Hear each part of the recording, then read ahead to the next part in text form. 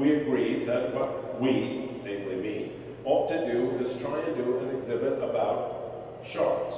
But not only sharks in art, but sharks in our culture. In other words, knowing that this is an art museum, it seemed necessary to expand the concept. In other words, it wasn't only going to be sharks in art, and we were not only going to look for people who painted pictures of sharks, but rather we were going to, I don't know who the we was, me.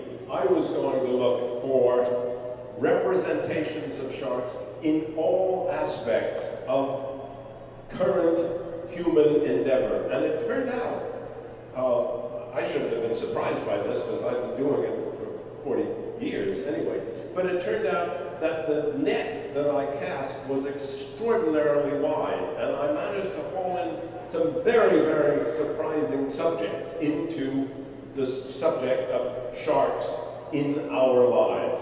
One of the things, of course, that everybody except the shark biologists in this room, who outnumber the non-shark biologists in this room, but one of the things everybody recognizes is there was a seminal moment, an actual moment, when everything changed. Prior to that moment, and I started in the business as a result of the moment, but prior to that moment, people knew that there were sharks swimming around out there. They knew that they had a lot of teeth. They knew that they could potentially be dangerous. They knew all of that stuff.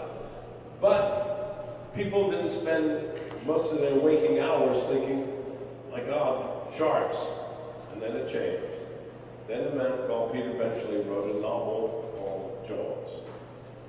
And because he wrote the novel, actually, the fact that he wrote the novel is the reason we're all here at all. Because if he hadn't done that, or if that novel hadn't been written, maybe he would have written it about a giant octopus. He wrote a book about a giant squid anyway, later.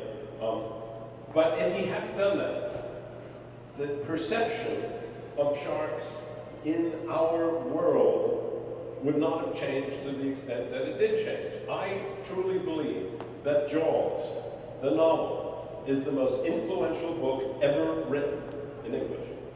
Because it is the only book that and if anybody has a better idea, let them tell me. It's the only book ever written that changed people's attitudes permanently. I mean, you could have read Moby Dick and said, oh, I'm tired of reading all that whaling stuff, how boring. But it is considered the great American novel, that's fine. There are other books you could have read and think they were terribly important, whether it's Great Gatsby or For Whom the Bell Tolls or whatever you think is an important novel. We're talking about novels.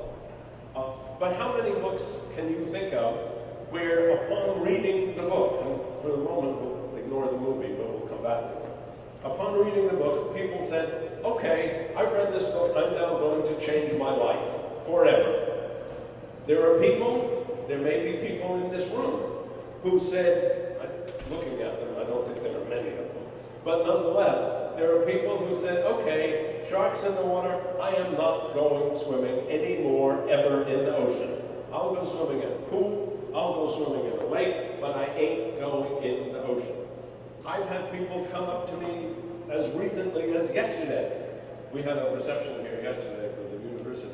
I've had people come up to me and say, sharks, I don't go swimming. 40 years ago, Peter Benchley wrote a novel that was fiction. It didn't happen. There are not sharks that cruise off the beaches of Long Island or Martha's Vineyard waiting to bite some more people. It simply doesn't happen.